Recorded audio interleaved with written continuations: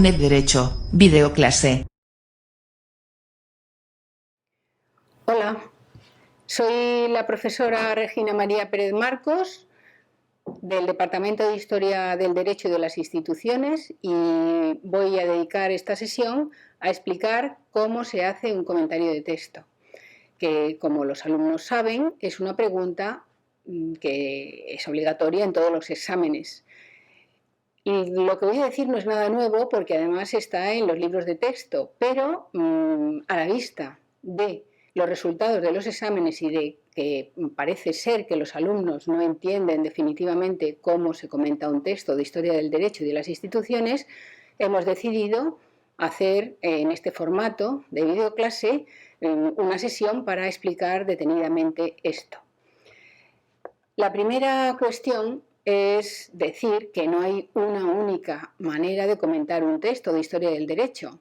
Hay diversas maneras, pero en cualquier caso, yo aquí voy a seguir un método sencillo de los diferentes que hay, pero en cualquier caso, insisto, lo que hay que hacer es siempre pasar por estos pasos que yo voy a explicar ahora, de manera ordenada para que los alumnos puedan coger un esquema y reproducirlo en los exámenes, que tanto de Historia del Derecho como de Cultura Europea en España van a aparecer en los exámenes. Bien, este esquema que aparece en la pantalla distribuye la operación de comentar un texto en dos actos, diríamos. Uno lo llamamos el comentario externo, otro lo llamamos el comentario interno. El comentario externo es la parte menos importante del ejercicio, pero conlleva a su vez dos acciones.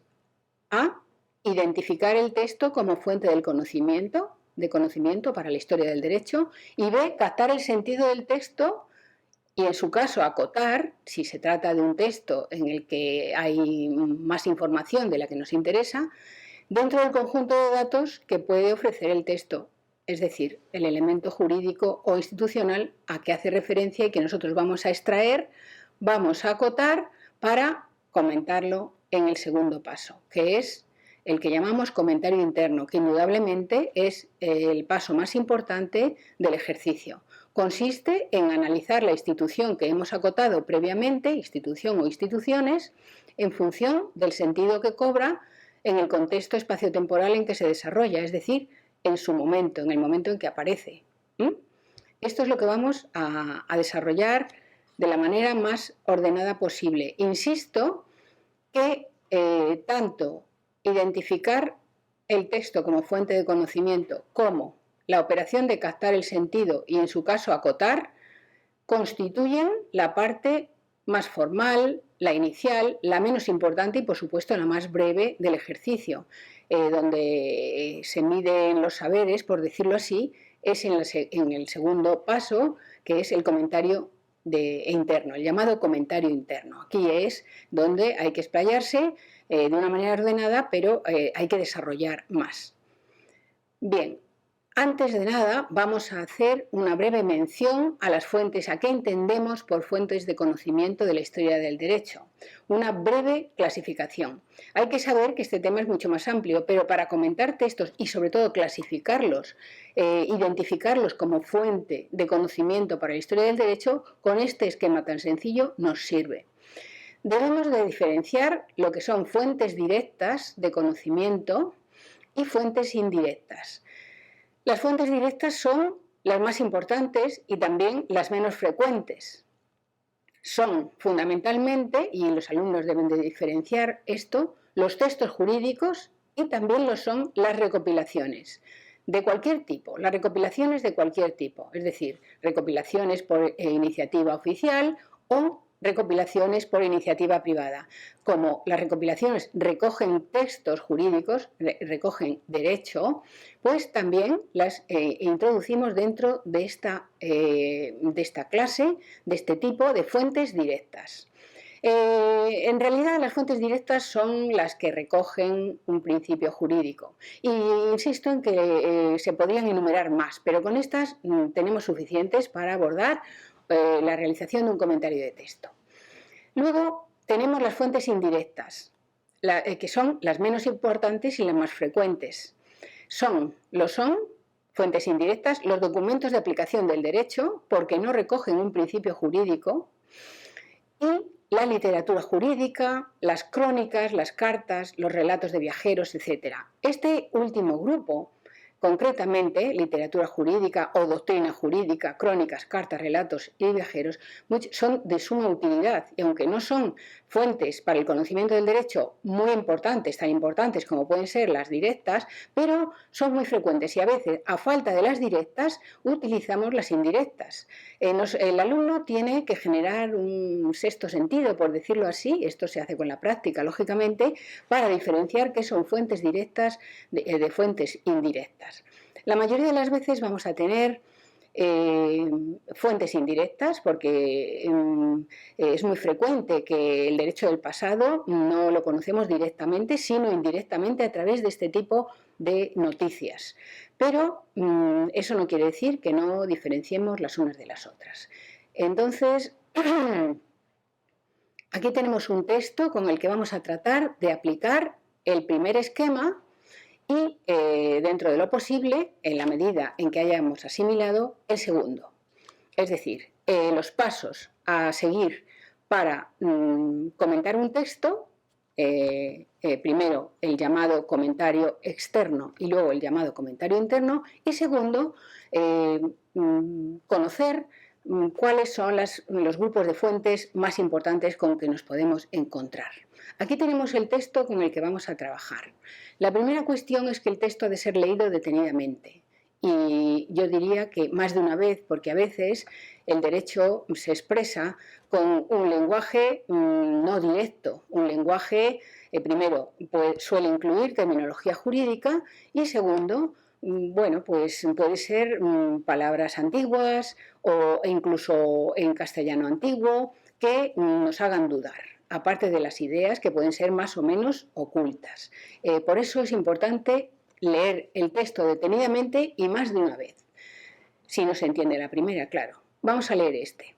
Considerando haber perdido los reinos de Aragón y de Valencia y todos sus habitantes por la rebelión que cometieron, faltando enteramente al juramento de fidelidad que me hicieron como a su legítimo rey y señor, haber perdido todos sus fueros, privilegios y exenciones y libertades que gozaban, y tocándome el dominio absoluto de los referidos reinos, pues a la circunstancia de ser comprendidos en los demás que tan legítimamente poseo en esta monarquía, se añade últimamente mis armas con el motivo de su rebelión, y considerando también que uno de los principales atributos de la soberanía es la imposición y derogación de leyes, he juzgado por conveniente abolir y derogar enteramente todos los referidos fueros, privilegios, práctica y costumbre hasta aquí observadas en los referidos reinos de Aragón y Valencia, siendo mi voluntad que estos se reduzcan a las leyes de Castilla y al uso, práctica y forma de gobierno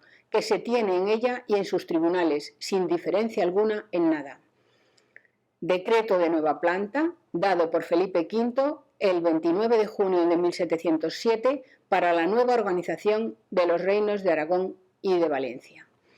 Bien, esta última parte del texto la llamamos data.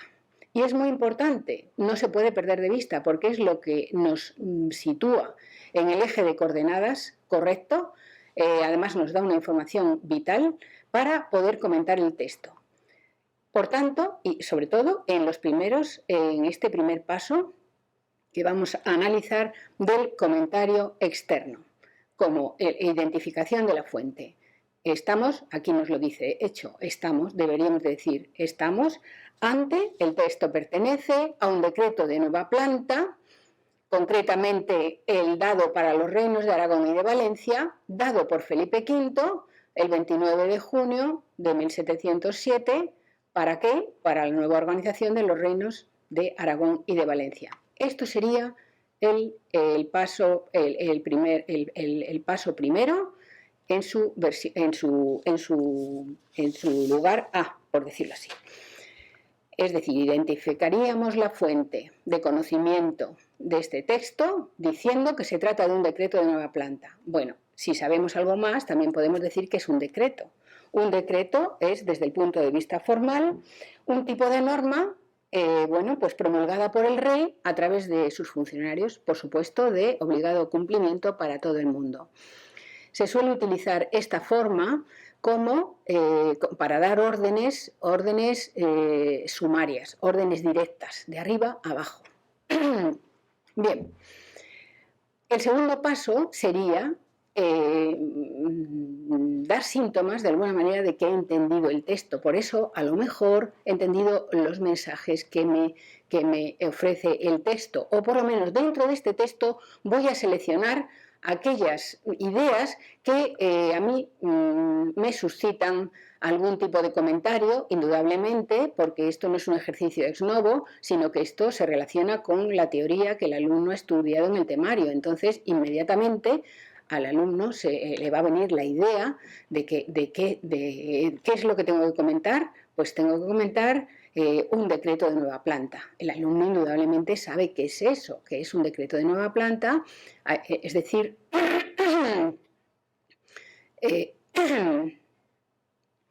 este sería el paso 1A, identificar la fuente, que es lo que hemos hecho, y el paso 1B, dentro del comentario externo. ¿Qué es lo que tendríamos que hacer? En definitiva, se trata de una labor de comprensión de lo que dice el texto, y no solamente de lo que dice el texto, sino de la selección de dentro de lo que dice el texto que yo voy a comentar. Es un poco como aislar el elemento jurídico institucional que a mí me interesa. No se trata de transcribir el texto, esto hay que reflejarlo en el ejercicio. Se trata de señalar de forma ordenada y coherente cuáles son los elementos jurídico-institucionales que vamos a comentar, porque podemos enfrentarnos a un texto, perfectamente podemos enfrentarnos a un texto que el elemento jurídico-institucional esté dentro de un conjunto de datos, bueno, pues de datos que son instrumentales o son secundarios para nuestro objetivo. Bien. Entonces ya estaríamos, hemos acotado el texto, hemos elegido dentro del texto en el paso 1B, hemos elegido estas ideas, que son las que hemos extraído estas ideas, que son las que vamos a tener que comentar. Primero, habla de los reinos de Aragón y Valencia, que han hecho rebelión contra un juramento de fidelidad, que es el que había dado la legitimidad al rey, que en este caso es Felipe V, que los alumnos saben que se trata del primer rey Borbón, que accede al trono de España después de una guerra con el archiduque Carlos, y que esa guerra tuvo unos territorios de apoyo. Bien, él dice que esta rebelión no solamente ha faltado al juramento de fidelidad, sino que además, dado que se trata de que ejerce, que ostenta un dominio absoluto, el rey Felipe V es un monarca absoluto y ejerce un tipo de monarquía que conocemos y diferenciamos de otros tipos que llamamos monarquía absoluta. Además de haber faltado al juramento de fidelidad, el rey dice que él reacciona así, justifica la medida que va a tomar en base a un derecho de conquista,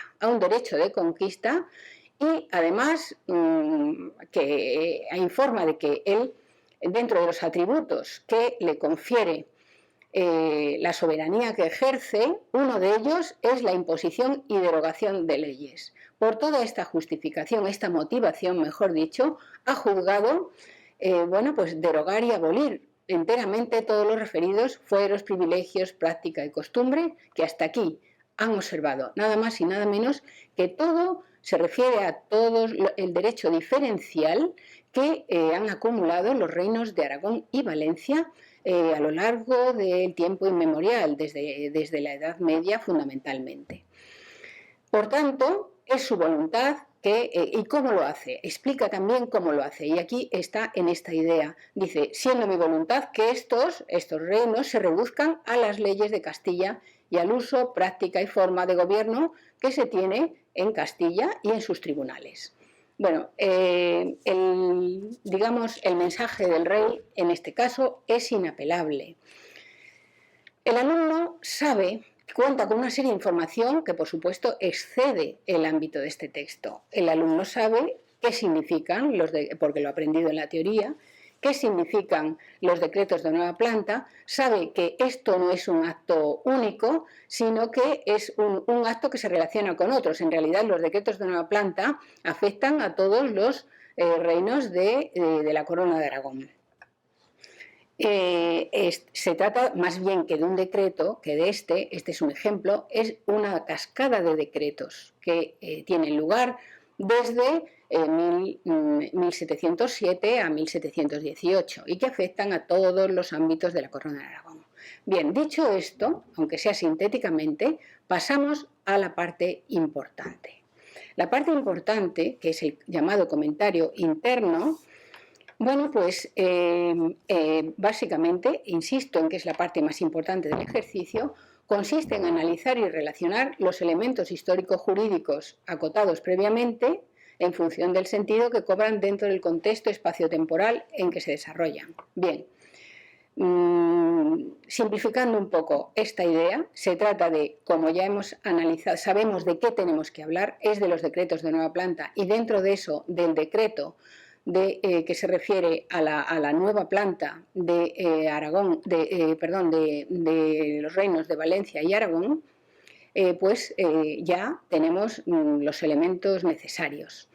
Y relacionarlos dentro del contexto espacio-temporal en que se desarrollan. Aquí lo que hay que hacer es contextualizar este tema de comentario, que son los decretos de nueva planta, y dentro de eso el decreto de 1707 para Aragón y concretamente para la audiencia de Zaragoza y para Valencia, pues lo que hay que hacer es llevarlo a su espacio natural. ¿Y cuál es?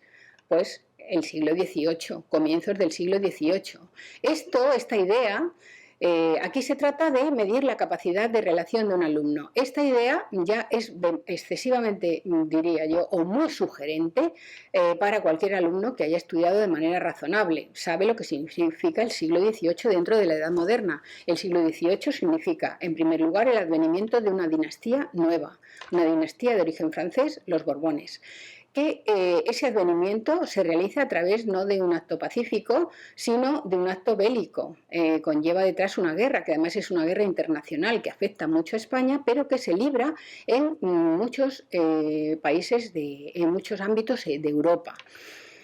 También, claro, este decreto a lo que se refiere es a la abolición de los derechos, costumbres y privilegios tradicionalmente obtenidos en Aragón a través de años inmemoriales para asimilarlo al sistema de Castilla.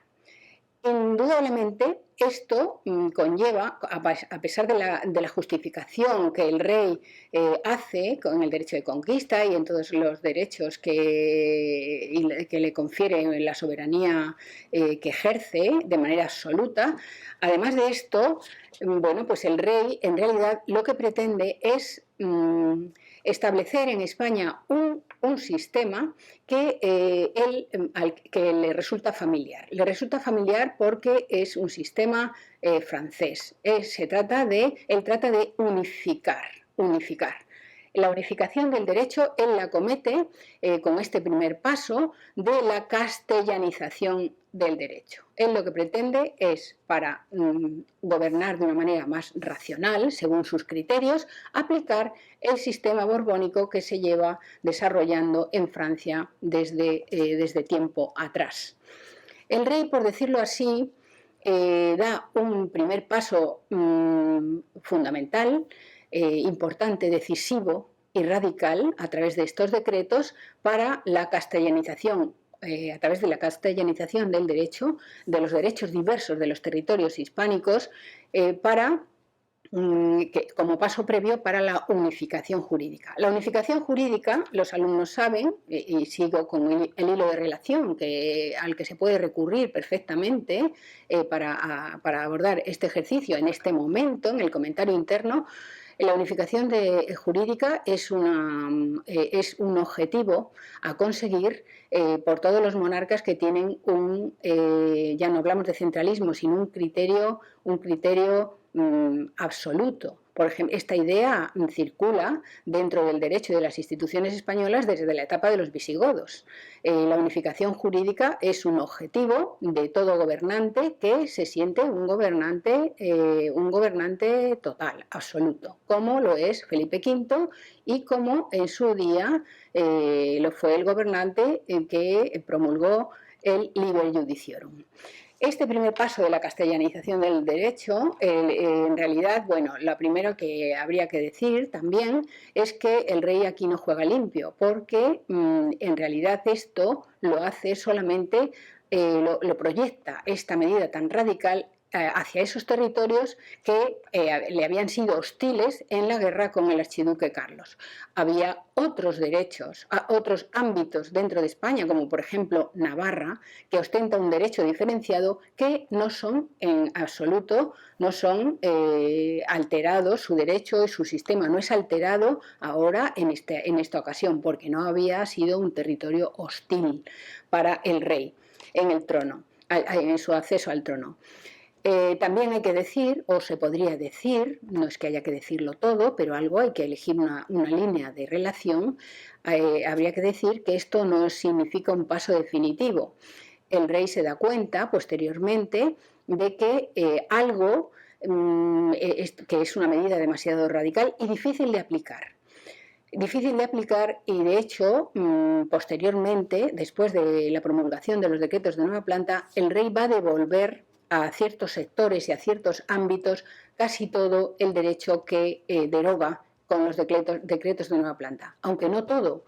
Por ejemplo, nunca llegó a devolver el derecho privado a Valencia, al Reino de Valencia. Ese es uno de los motivos por los que en el Código Civil actual, en nuestro Código Civil actual, resuelto técnicamente a través de los apéndices forales, no hay un apéndice foral para el derecho valenciano, porque el derecho valenciano fue derogado y nunca devuelto en los decretos de nueva planta. Los decretos de nueva planta fueron, por tanto, dirigidos a uniformizar el derecho, castellanizar el derecho de los reinos de Aragón y de Valencia, siempre, naturalmente, dentro de los ámbitos público y privado. Concretamente, este fragmento que hemos comentado se refiere a la nueva planta de la Audiencia de Zaragoza, pero los hay digo que se trata de una cascada de decretos, los hay para otros ámbitos y para otros espacios. Bien, creo que esta sesión puede haber contribuido a aclarar un poco este tema este aspecto de los comentarios de texto que los alumnos saben que es una pregunta obligada en todos los exámenes, tanto de Historia del Derecho como de Cultura Europea en España. Y esto es todo.